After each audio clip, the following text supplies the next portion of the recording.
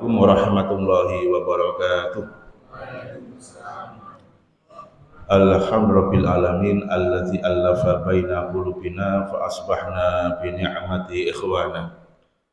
Nahmaduhu wa nasta'inu wa nastaghfiruh wa natubu ilaihi wa na'udzu billahi min shururi anfusina wa min sayyiati a'malina. May yahdihillahu fala mudilla lahu wa may yudlil fala hadiya lahu.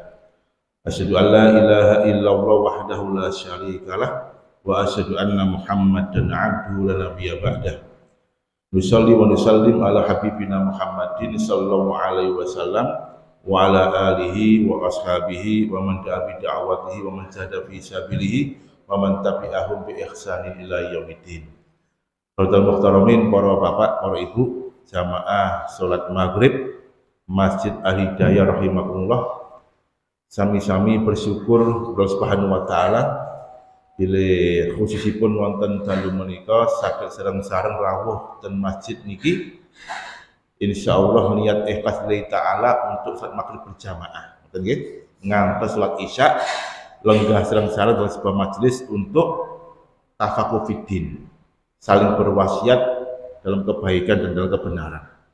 Mugi-mugi saged istiqomah untuk salat berjamaah dan insya Allah dados amal soleh kita semuanya yang akan memperberat timbangan amal soleh kita fi yaumil akhir. Allahumma amin. Bapak Ibu rahimakumullah. Ya. Kanjeng Nabi dawuh dalam sebuah hadis riwayat Imam Bukhari. Sangat singkat sekali. Bahwa kita semuanya ini kan cinta, remen dan Kanjeng Nabi, gitu. Dan janjinya Rasulullah, siapapun umatku yang cinta kepadaku kelak bersamaku di surga. Nah, kinten-kinten jenengan pernah boten bersama Kanjeng Nabi di surga. Nah, syaratnya dawuh Kanjeng Nabi, man ahya sunnati faqad ahabbani. Barang siapa yang menghidupkan sunnahku, ya, menghidupkan sunnahku, faqad ahabbani, maka sungguh dia telah mencintai aku. Wa man ahabbani kana ma'i fil jannah. Barang siapa yang mencintai aku, maka dia akan bersamaku di surga. Subhanallah. Jadi syaratnya adalah menghidupkan sunnah-sunnah kanjeng Nabi. Saya kemarin itu tanggal 12 Rabiul Awal di Madinah, ya, di Masjid Nabawi.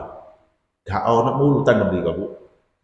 Gak ono mulutan, ya gak ono tibaan, ya gak ono bancaan, gak ono, ya. Biasa mawon. Karena intinya adalah kalau dia menghidupkan sunnahku, itu bukti dia cinta kepadaku.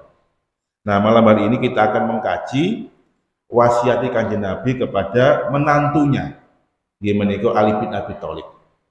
Ini bisa kita praktekkan di dalam kehidupan kita sehari-hari. Suatu ketika Kanjeng Nabi niku bertemu dengan Ali bin Abi Thalib. Kemudian beliau berwasiat. Hadis riwayat Imam At-Tirmidzi. Ya Ali, wahai Ali, salah satu la tuakhiruhunna. Ada 3 hal tak wanti-wanti, ojo sampai kamu akhirkan. Jangan sampai kamu akhirkan. Napa niku Kanjeng Nabi? Yang pertama nggih menika as-sholatu iza atat. Salat nek waktunya sudah manjing, sudah datang, maka jangan sekali-kali kamu akhirkan, segera laksanakan. Kumandang suara azan, kemudian tegakkan sholat. Yang kedua kata beliau, wal janazatu idza hadarat. Jenazah nek wis teko, itu segera kita ramut, ya, kita mandikan, kita sholati, kita kafani, kemudian kita kuburkan. Ojo ngenteni, engkak-engkuk sampai meneh, jangan, segera kita rawat jenazah itu. Nah, yang ketiga kata beliau, wal mar'atu idza wajadat kufuan. Wong wedok nek wis ketemu jodone satu kufu, maka segera dinikahkan, ojo ditunda-tunda. Nah, ini 3 hal wasiat Kanjeng Nabi kepada siapa? Ali bin Abi Thalib, agar disegerakan, jangan sampai ditunda-tunda atau diakhirkan. Baik, kita bahas satu persatu. Yang pertama gimana kok? As-sholatu iza atat. sholat nek wis manjing wekdalipun harus segera kita laksanakan. Ya. Kita ini jamaah rahimakumullah diberikan oleh Allah wekdal sholat itu sampun termaktub, waktunya sudah dibagi-bagi. Ya. Bahwa waktu sholat itu sudah tercatat. Maka subuh, duhur, asar, maghrib, isya udah ada wancine masing-masing. Jangan kita tunda-tunda. Ya. Mosok kalah orang karena kesibukannya itu. Subuh kesiangan, duhur kerepotan, asar di perjalanan, maghrib kecapean, isya ketiduran entek akhirnya. Ya. Ya. Padahal daunnya seperti itu. Rasul ditanya oleh seorang sahabat, "Ya Rasulullah, ayu amalin afdal?" Amal apa yang paling baik? As-sholatu ala waktiha. Salat tepat pada waktunya. Ya. Ketika saya berdinas di KUA Kutorejo, setelah dijetis ya bersama Pak Heru, ya kemudian dipindah ke Kutorejo. Itu Kutorejo itu modin tak seneni Bapak Ibu. Kenapa? Nek asar itu ditunda azannya sampai jam 4, bahkan sampai jam setengah 5. Wis mepet waktu maghrib. Den lapo kok tunda? Anu bah, ngonek pas jam 3, wong-wong sing ndek sawah. Akhirnya jamane kalau teko lho, jangan.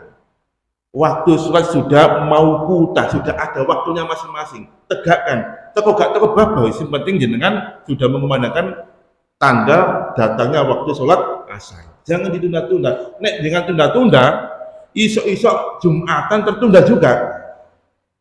Jumatane jam 1 lho, bah, udah apa? Wong-wong sik dodolan kabeh nek pasar lho. Ya. Jadi nek udah datang sholat, tegakkan sholat itu. Dan sholat itu jamaah rahimakumullah itu waktu istimewa dalam kehidupan kita. Maka jangan sekali-kali kita tinggalkan sholat itu. Apalagi dalam sholat itu banyak doa-doa yang kita kumandangkan. Ba'da sholat itu mustajabah. Sampai Rasul menjamin gitu. Nek jenengan iku maca ayat kursi ba'da sholat. Ya, maca apa? Ayat kursi ba'da sholat, kata Rasul jaminannya lam yamna'hu min dukhul jannah. Tidak ada satupun penggalang orang itu masuk surga. Maca ayat kursi setiap ba'da sholat. Apal kan ayat kursi? Apa? Diwaca nih kepada sholat, baca ayat kursi. Lam yamna'hu min dukhul jannah. Tidak akan ada satu pun yang menghalangi dia untuk masuk surga. Ilal maut, kecuali mati. Nek mati waktu mati ya mati. Ya iso kok sing ngarang. Aku dorong lu langsung takwe, ya Allah, ojo mati dhisik. Ya gak iso, nek wis mati ya mati. Ya. Tapi kalau kita baca kursi setiap pada sholat, masya Allah, jaminannya enggak ada yang menghalangi dia untuk masuk surga. Ditambah lagi jamaah, kalau kita berzikir, apa zikirnya itu? Tahmid hamdalah berapa kali? 33 kali. Tasbih berapa kali? 33 kali. Takbir berapa kali? 33 kali. Total berapa? Tis'auna ya, marratan. 99 kali. Wa yutammimu mi'ata, kemudian disempurnakan 100 kali dengan membaca la ilaha illallah wahdahu la syarikalah lahul mulku wa lahul hamdu wa huwa ala kulli syai'in qadir. Hafal kan? Ya. Apa jaminannya kata Rasul?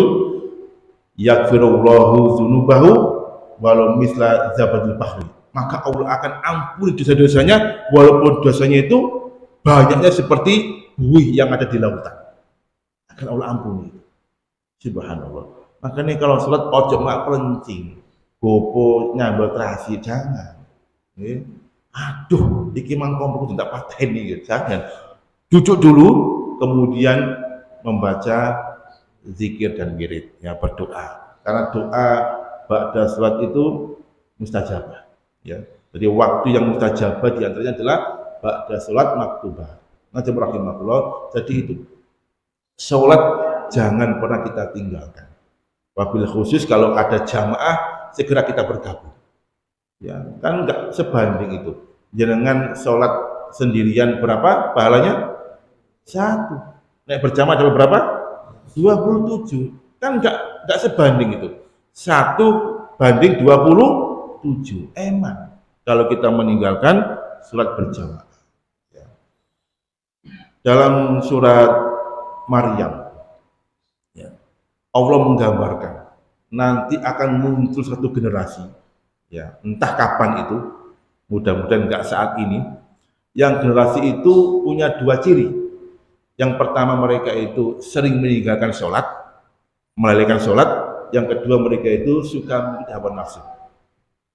Fa khalafa min ba'dina khalfun, akan datang sebuah generasi yang adau sholat, yang mereka itu meninggalkan sholat, melalaikan sholat, meremehkan sholat. Jadi adau itu bisa bermakna dua. Yang pertama akhiru, mengakhirkan waktu.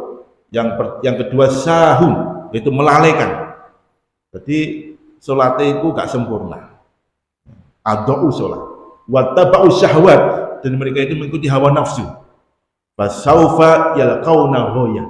Kalau ada orang yang punya dua sifat ini, sering meninggalkan sholat dan suka ikut hawa nafsu, jaminannya adalah kata Allah, fasaufa yalqauna ghaya. Dalam kehidupannya dia akan terhina, sempit hidupnya, sumpek, ya, terhina, ya, seolah-olah kosong hidupnya itu. Ini jamaah rahimahullah. Maka sholat jangan pernah kita tinggalkan. Nek wis wanci datang segera kita laksanakan. Jangan ditunda-tunda. Iya nek nyawa itu bisa kita negosiasi. Dan kayak iso ya apa? Belum sholat asar mati. Berarti kita punya hutang belum sholat asar. Ya mumpung masih ada nyawa di kandung badan, laksanakan sholat ketika sudah mancing waktunya. Nah, yang kedua jamaah rahimakumullah, ini yang penting, gimana kau? Wal janazatu idza hadarat. Jenazah, ya, nek wis hadir ada di depan mata kita, segera kita rawat. Jangan ditunda-tunda. Segera kita mandikan, ya, kita kafani, kita sholati, kemudian kita kuburkan. Ono cacae di Kalimantan. Bapak ojo dikubur dhisik. Iki kapalku tertunda iki. Pesawatku tertunda 3 jam. Enten aku dik ya. Padahal orang-orang sudah menunggu untuk mengajukan jenazah tersebut. Tapi gara-gara bapak caca ikman di Kalimantan durung balik, kok ngenteni. Ya apa iki? Tersiksa jamaah rahimahullah. Jenazah tersiksa. Maka jangan sampai kita ini nyiksa jenazah karena menunda pemakamannya itu. Nah, kita ini kan, ayo kita biasakan kalau ada saudara kita meninggal dunia, kita respect, segera kita datang untuk kita berbelasungkawa. Kita kan punya grup WhatsApp kan ya, grup WA itu. Kita khabarkan si fulan meninggal dunia, ayo kita datang. Kenapa demikian? Karena itu bermanfaat. Jadi hadirin jenengan di tempat jenazah itu sangat bermanfaat Bapak Ibu untuk jenazah ini, bermanfaat sekali. Hadis sahih riwayat Muslim. Ya. Quraib itu adalah budaknya Ibnu Abbas. Ya. Anaknya Ibnu Abbas ini meninggal dunia di sebuah tempat, kemudian dirawat. Ya. Kemudian Quraib dibaca, Quraib, berapa orang yang sudah datang bertakziah? Dihitung. Arba'un, 40 orang. Berapa? 40 orang yang datang bertakziah. Langsung itu disolati, ya.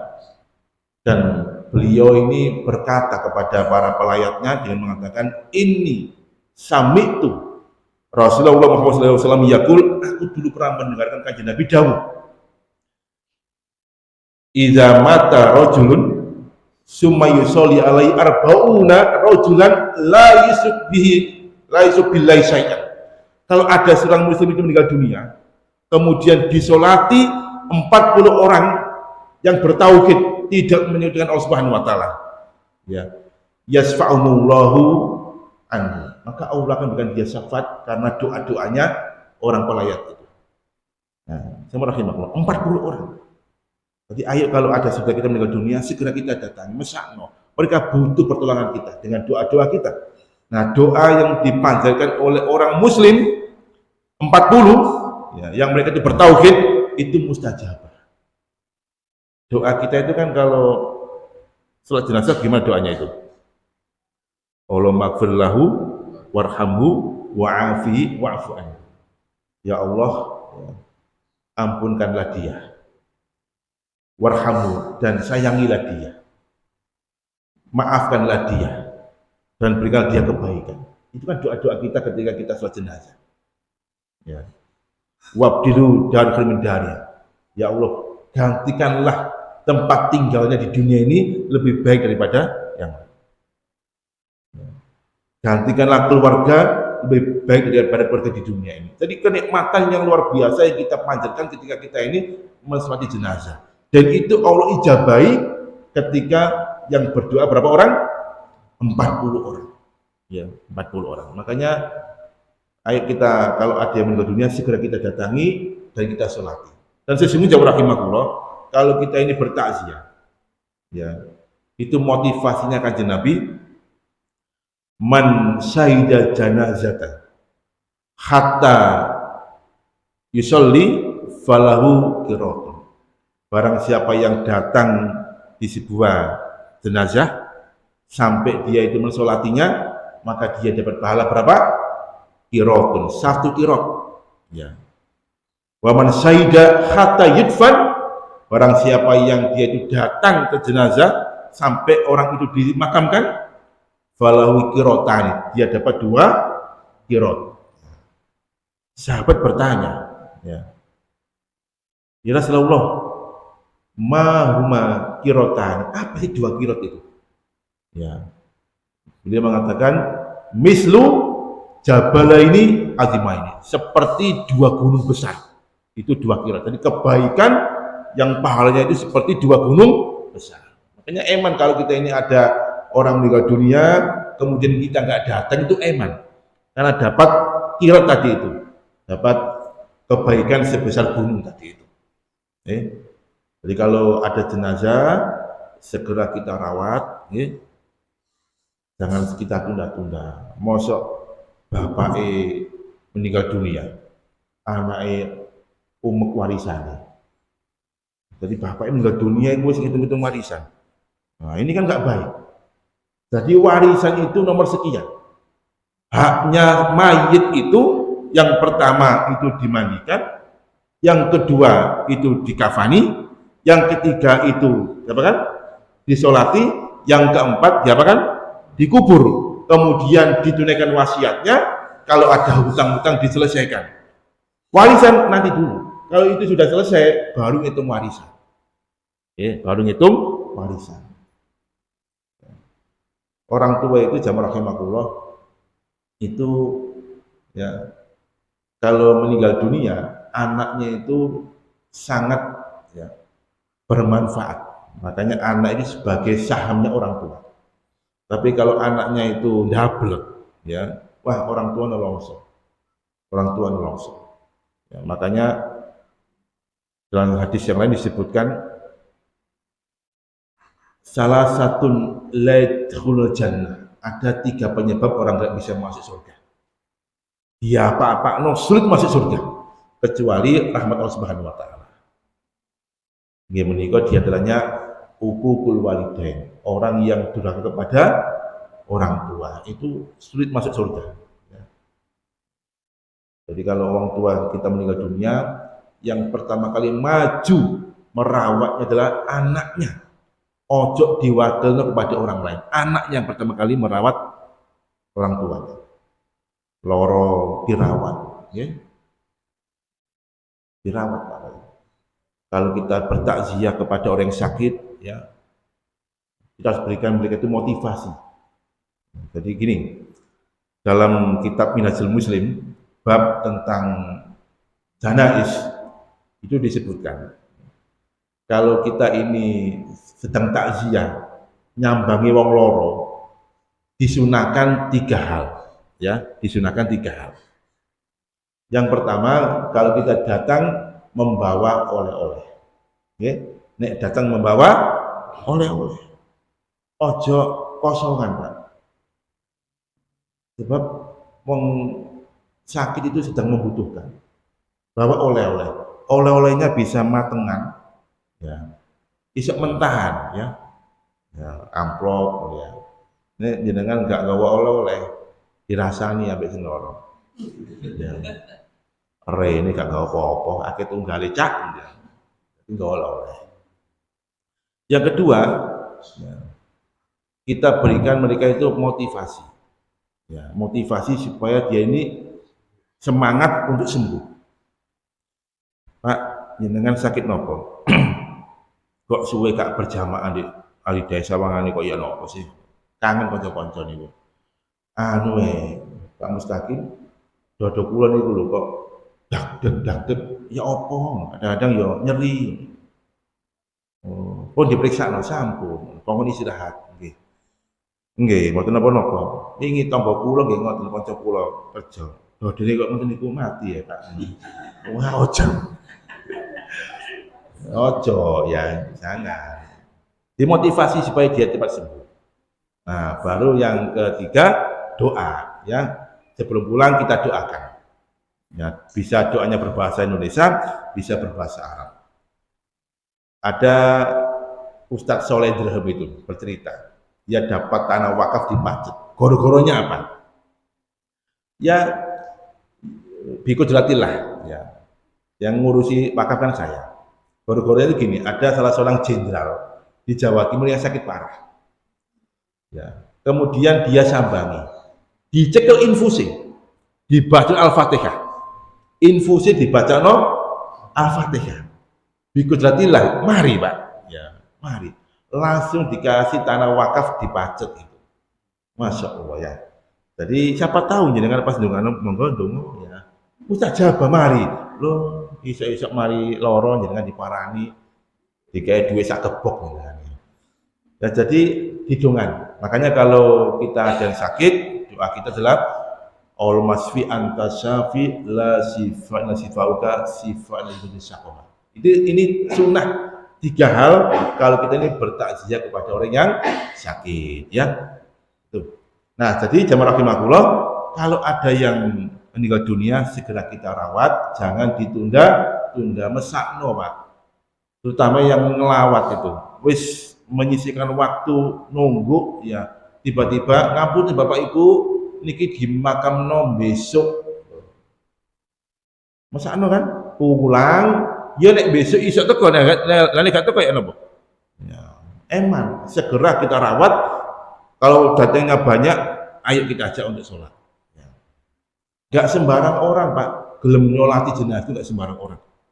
Ya, gak sembarang orang. Di kampung saya Barung Sri Gang 8 itu, kalau ada orang meninggal dunia, yang nyolati itu ya keluarga yang paham tentang agama dan teman-temannya. Orang kampung gak mau sholat, delok tok. Delok tok. Ya, Masya Allah ya. Jadi ayo kita budayakan ya, ada jenazah segera kita rawat, kemudian kita ajak masyarakat untuk mensolati jenazah. Ya. Itu yang kedua. Nah yang ketiga jamaah rahimakumullah, wal mar'atu idza wajadat kufuan. Anak gadis wong wedok nek wis ketemu jodone segera dinikahkan. Yang satu kufu segera dinikahkan. Jangan ditunda-tunda. Jangan ditunda-tunda. Kufu itu jumhur ulama bersepakat al-kufu huwa din. Kufu itu adalah agama. Bukan ekonomi tapi agama. Kalau patokannya itu materi, itu relatif Bapak Ibu rahimahullah. Tapi kufu adalah agama. Makanya Rasul bersabda di hadisnya itu tungkahul mar'atu di arba. Wong wedok itu dinikahi karena 4 alasan. Gitu. Yang pertama bimaliha. Pertama bijamali karena cantiknya, ayu rek. Yang kedua binasabi karena nasabnya. Yang ketiga karena bimaliha karena hartanya. Ya. Yang keempat bidinnya karena agamanya. Jaminan kata Rasul fatfar bidaridin taribat yadat. Cukup agama jadi patokanmu, maka semuanya akan mencakupi. Agama patokannya. Nah, nek ketemu agama yang cocok sudah dinikahkan. Ada seorang sahabat Nabi datang kepada Rasulullah. Ya Rasulullah, dalam niki kagungan anak perempuan. Ya. Insya Allah pun cekap umuri. Solehah insya Allah. Jamilah insya Allah. Orang tua ini kan ya. Masuk orang tua ngomong elek enggak. Jamilah insya Allah. Ya Rasulullah, kita saya nikahkan dengan siapa anak saya ini? Rasul menjawab dengan lugas, zawidnah bimayattaqillah. Nikahkanlah anak perempuanmu dengan laki-laki yang bertakwa kepada Allah Subhanahu wa taala. Jadi kufunya adalah takwa, agama, bukan harta. Ya. Boleh jodoh sing rajin salat subuh nek masih hidayah. Boleh iyo iki rajin lah. Cocok iki jodohku iki. Masya Allah. Saya kemarin itu jadi panitia MTQ, seleksi di Kemlaki, Pak. Ya. Masya Allah. Jadi ada 4 bidang kategori MTQ. Ada apa namanya itu tartil, ya, ada khot, ada pidato dan ada tahfidz. Ya. Tak delok kabeh. Terakhir saya delok yang tahfidz Quran.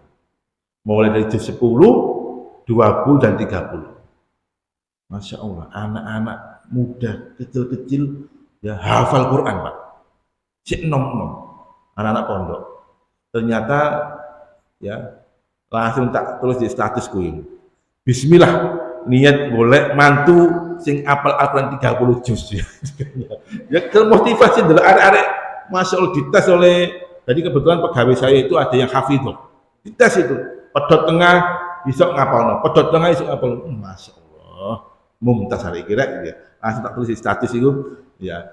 Langsung dijawab oleh anak saya perempuan itu. Bi, wis oleh ya, Bi. Ya itu ya. Jadi Masya Allah, Pak, kalau anak itu kalau sudah dapat jodohnya segera kita nikahkan. Meskipun ya di dalam undang-undang perkawinan itu umur menikah itu kan 19 tahun. Wong lanang boleh menikah umur 19 tahun. Wong wedok boleh menikah umur 19 tahun. Sebelum itu nggak boleh menikah. Ya, kecuali ada keputusan dari pengadilan agama dispensasi usia nikah. Nah, saya kemarin itu ya, meriksa yang laki-laki dari Gedek usia 17 tahun, yang perempuan dari Kemlaki usia 15 tahun. Si arek-arek nikah. Ya. Masya Allah, tak tolak ya, tak tolak karena kurang usia. Kemudian diajukan ke pengadilan agama, dikabulkan untuk menikah. Ya, ternyata punya usut sudah halim 3 bulan. Ya. Ada lagi ngomong ke saya, Pak, anakku iki Pak, insya Allah itu wis jodoh nih. Kok ngerti sampean itu? Lah itu pada senengnya Pak. Runtang-runtang kemana-mana. Tapi lho Pak, berjek umur iki ana apa nih? Ngene Pak, nek sampean gak nikah no, ya mumpung durung kedadian, sampe gelem tanggung jawab nek jange anakku iso kedadian macam-macam ayo. Ah, bot Pak, ya apa ngene iki? Ya akhirnya kita nikahkan, ya meskipun usianya kurang, ya, jaminannya kayak ngene, mumpung durung kedadian Pak, anakku wis jodoh runtang-runtang pada senengi. Terus ya apa jenengan makin niku? Gelem tanggung jawab. Iya, wong tuwa iki loro, Pak. Ya wis tak nikahno wis kesuwen wis gitu ya. Jadi Masya Allah, Pak. Jadi kan wis ketemu jodoh nih, ya cocok, jangan ditunda-tunda ya. Segera kita nikahkan. Karena Rasul mengatakan seperti itu. Wal mar'atu idza wajadat kufuan. Wong wedok nek wis ketemu jodohnya satu kufu sama agamanya, soleh dan solehah, ayo kita segera nikahkan. Nah, baru kemudian ya kita akan berproses. Rumah tangga itu rahimakumullah. Kalau kita mengacu ke data pengadilan agama Kabupaten Mojokerto misalkan, ya, angka perceraian itu semakin naik, terutama gugat cerai. Gugat cerai itu wong wedok njaluk pegat. Ini semakin naik. Setelah kita kaji jam rahimakumullah, ternyata orang bercerai itu karena tidak memahami bagaimana visi berumah tangga. Rumah tangga itu kan koyok bangun rumah. gitu. Bangun omah itu kan sing paling mempengaruhi kuat tidaknya kan pondasinya. Ya.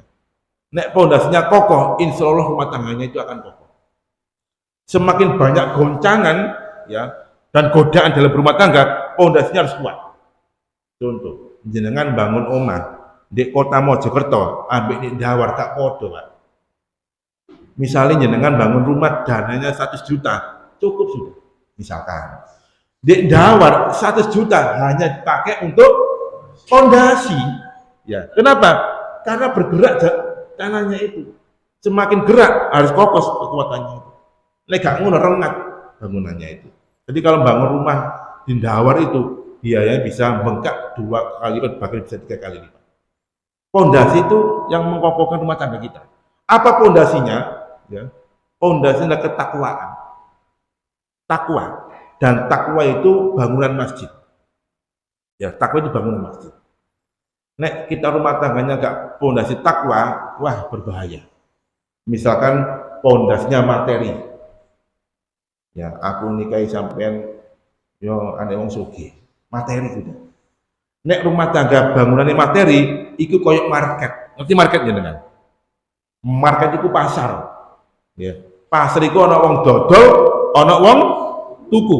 Sing dodol kepengen larang, untung banyak, sing tuku kepengen murah, ngenyang. Dia cari untung. Suatu ketika ada suami istri naik mobil Pajero. Ya, sing lanang sing nyetir. Akhirnya mampir di pom bensin. Sing wedok mesam-mesem. Ditakoni, "Dik, kok mesam-mesem gak apa-apa?" Sing wedok mudhun nyalami wong sing apa jenenge tukang bensin iku. Sing lanang curiga. Sapa, Dik?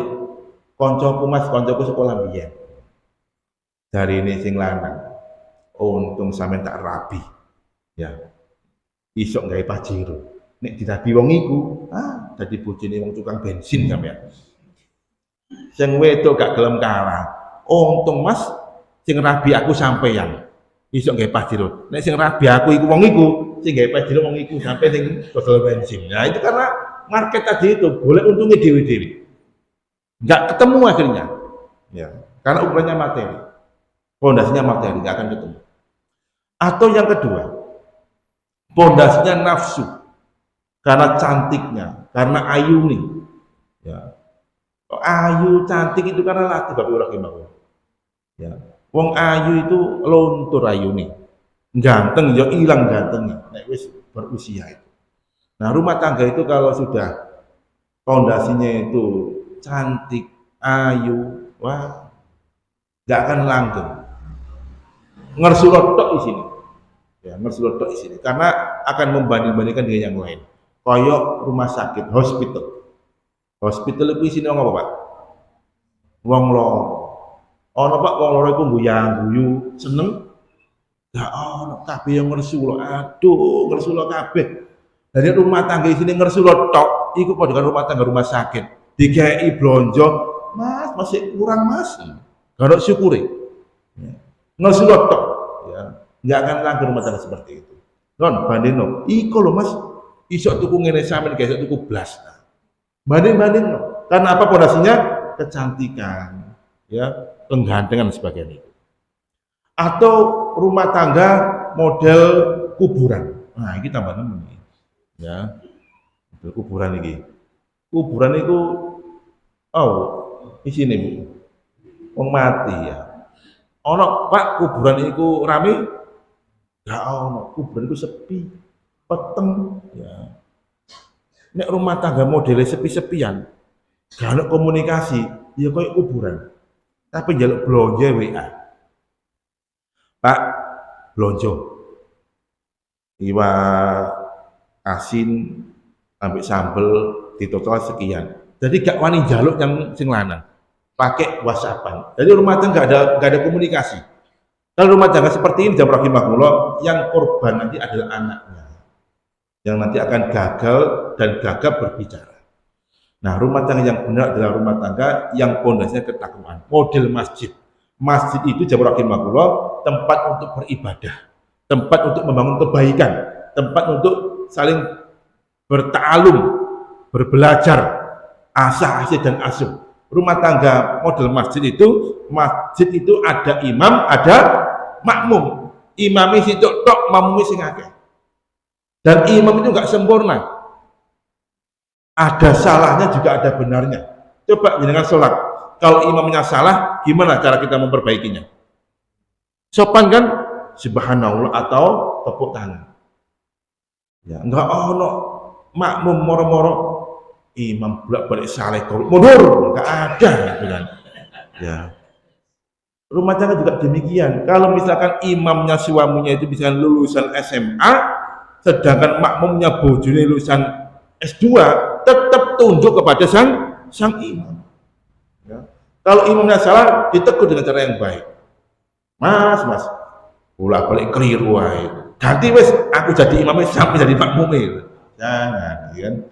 Jadi jamaah rahimah rumah tangga seperti itu. Maka Rasul juga pernah mengatakan sebuah hadisnya, di antara ciri kebahagiaan seseorang itu adalah ya, arba'atun min sa'adatil mar'i. Ada 4 ya, kunci bahagianya seorang hamba Allah. Yang pertama kata beliau, ayyakuna zaujatuhu sholihatan. Istrinya itu solehah. Ya, istrinya solehah. Masya Allah. Ayo ngaji dik, ayo yang masjid, ayo bareng-bareng yuk. Solehah. Yang kedua, melahirkan anak. Wa abna'uhu abror. Anak-anaknya itu ya taat semua kepada orang tua. Baik-baik semua. Qurratul uyun, penyejuk mata anak-anaknya. Nah, yang ketiga kata beliau, ya warizquhu ayyakuna fi baladi, kita ini. Dan mata pencahariannya, rezekinya itu enggak ado-ado. Ya, cukup di negerinya saja. Enggak sampai dari TKW, TKI. Cukup di negerinya saja. Ya, meskipun sedikit, tapi insya Allah kalau itu halal, barokah insya Allah. Ya. Kakak saya itu kan kerja di Qatar, Bapak Ibu. Ya, kerja di Qatar. Jadi kalau pulang itu setahun 2 kali. Hari raya dan sekarang ini pulang. Itu kalau pulang, itu 2 pekan sekali. Gajinya gede. Saya ajak ngomong, Mas, sampai senang di Qatar, Mas? Nek dari sisi materi senang sih, tapi nek dari sisi ketenangan bersama keluarga ya enggak senang.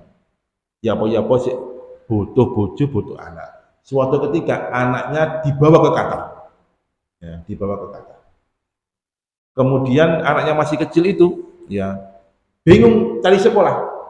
Di sekolah di mana ini? Akhirnya ada komunitas masyarakat Indonesia yang buat sekolah di situ. Ya. Tetapi gagap dia itu dalam berbahasa Indonesia, bisa ibu bahasa Arab toh. Ya, bahasa Inggris. Ya. Sehingga kemudian gak kerasan, terus pulang aja ke Indonesia. Ya. Jadi bagaimana juga kalau kita ini bersama dengan keluarga kan enak. Budal isu ya kerja bengi mulai ketemu anak bojo kan enak juga kan ya. Budal isu kerja bengi mulai ketemu anak bojo kan enak. Makanya Rasul mengatakan ayyakuna rizquhu fi baladi. Rezekinya itu di negerinya, enggak usah ado-ado. Nah, yang ketiga kata beliau wa ayyakuna jarhus sholihatan. Tetangganya itu baik-baik. Nah, itu seneng wis ya. Nek jenengan sudah punya 4 hal ini, Masya Allah itu menyenangkan. Kula niku Pak Ustaz, insya Allah bojoku soleha, anakku api, wis aku kerjaku ya gak ado-ado. Tanggoku Pak Ustaz, Masya Allah, blenek kula niku. Lha apa blenek? Wis ngono iku, ngomentari ae. Ana apa dikomentari ya itu. Kelewatnya kan dikomentari. Ya, rasan-rasan dan sebagainya ya. Jadi kalau ada tetangga seperti itu jangan mau dijauhi. Jenengan terimawon ya rawon sekengkel. Terima meneng kok ya. Insyaallah meneng. Nek jenengan teri wak klothok sik rame. Wak klothok gitu. Tapi nek jenengan teri rawon sekengkel masalah meneng itu. Meneng kan. Gampang rambut tonggo kok. Ini jamaah rahimahullah, ini 3 hal yang menjadi wasiat Kanjeng Nabi kepada siapa? Ali bin Abi Thalib ya. Yang pertama, as-sholatu idza atat. Salat nek wis manjing waktunya segera kita laksanakan. Jangan ditakhirkan. Eman, karena ini berkaitan dengan nyawa kehidupan kita. Boleh juga, karena memang ada hadis yang lain, salat Isya itu afdolnya memang ditakhirkan. Ya. Karena untuk menjaga kekhusyuan. Tapi nyawa ini kan Allah yang punya. Ya. Jangan-jangan kok kita mengkoedek salat Isya jam 11 bengi. Ya. Orang-orang mati ya apa? Dengan punya hutang sholat Isya. Maka kumandang azan segera datangi berjamaah dan jangan diakhirkan. Yang kedua, jenazah idza hadarat. Jenazah kalau sudah hadir di depan kita segera dirawat. Anaknya dan pendampingnya wajib merawatnya. Ya. Kalau misalkan ibunya meninggal dunia, ya, maka yang berat merawatnya adalah suaminya dan anak perempuannya. Anak laki-laki gak boleh merawat karena aurat ibunya. Loh itu kan anaknya Pak, tetap gak boleh. Ya, kalau gak ada anak perempuan ya mertua, ibu mertua atau kerabat yang lain. Ya, pun juga demikian sebaliknya kalau bapaknya meninggal dunia, maka yang wajib merawat adalah anak laki-lakinya dan istrinya. Ya. Anak perempuannya gak boleh merawat. Kenapa? Ada auratnya di sana. Dan ojo sampai Pak, diusahakan jangan sampai kita serahkan pada orang lain. Karena orang meninggal dunia itu gak bisa apa-apa. Wong mati itu gak bisa obah. Nek obah, gak bisa obah Pak. Yang namanya cacat tubuh ini kelihatan semua. Siapa yang bisa megang amanah itu? Gak ada Pak. Tadi megang amanah. Misalnya ya sakit mati kemudian gegeri bolong dirawat wong liya. Ayo sapa sing iso nyimpen aib gegeri bolong itu? Nggak ada Pak yang bisa menjamin untuk menyimpannya itu. Wak Mudin gak iso jamin Pak. Suatu ketika Wak Mudin kres ambek jenengan misalkan, aku mbiyen iku ngeramut bapak iku gegeri bolong, kok sendiri bolong, masya Allah, gila nih, kok muntah-muntah aku itu loh, nggak bisa Pak. Tapi kalau keluarga sendiri, kita bisa menutup aibnya, gitu. Nah, kalau ada jenazah, segera kita rawat. Dan yang terakhir adalah kalau ada anak perempuan yang sudah ketemu jodohnya atau bapak sudah menemukan jodoh anak perempuannya, segera kita nikahkan. Jangan ditunda-tunda. Mudah-mudahan bermanfaat. Aku liqouli hadzal. Assalamualaikum warahmatullahi wabarakatuh.